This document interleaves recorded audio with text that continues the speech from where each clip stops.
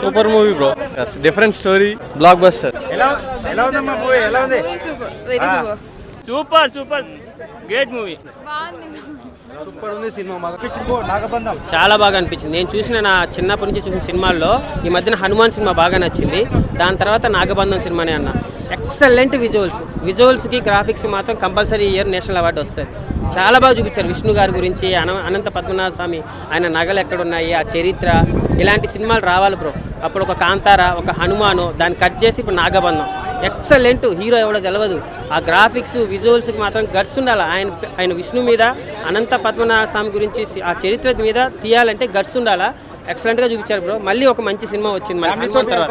ఫ్యామిలీతోనే వెళ్ళాలి. దైవభక్తి ఉన్న ఎవరైనా సరే విష్ణు గారి గురించి తెలియాలన్నా, వెంకటేశ్వర స్వామి గురించి తెలియాలన్నా, అనంత పద్మనాభ స్వామి గుడి గురించి తెలియాలన్నా కూడా ఈ సినిమా చూడాలి. చూస్తుంటే ఒక అద్భుతమైన సైకలాజికల్ డివైన్ థ్రిల్లర్ చూస్తున్న ఫీలింగ్ వచ్చింది. ఆ విజువల్స్ కానీ, ఆ విఎఫ్ఎక్స్ కానీ టాప్ నాచ్ ఉన్నాయి. అంటే I think they spend money like water. అంత డబ్బులు ఖర్చు పెట్టినా కూడా ఒకసారి క్వాలిటీ రాదు. But I appreciate him and director గారు అద్భుతమైన క్వాలిటీ బయటికి తీసుకొచ్చారు.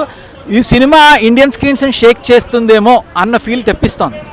సో ఫెంటాస్టిక్గా ఉన్నాయి. విజువల్స్ ఇంపార్టెంట్ ఈ సినిమా కన్నా. ఇప్పుడు ఇందులో మన పురాణాల గురించి కానీ, వేదాలకు కానీ లింక్డ్ ఉన్న స్టోరీస్ ఇవన్నీ.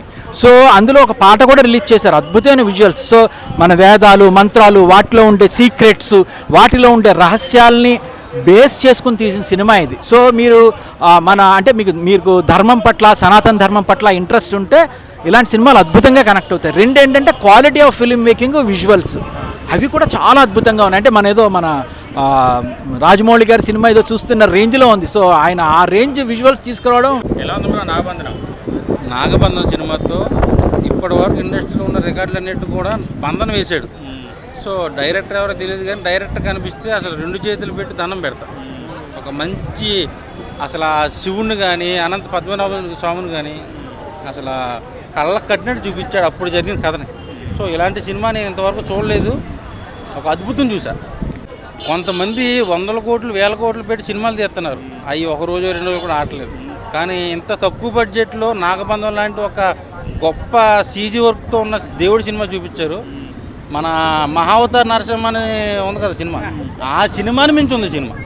అసలు దేవుడిని ఎలా కూడా చూపిస్తారా అన్నట్టు చూపించాడు. ఆది పురుష్ కాదండి నేను చెప్పింది, మహావతార్ నరసింహ సినిమా ఉందో చూసారా, దాన్ని మించి ఉంది మన నాగబంధం సినిమా. So industry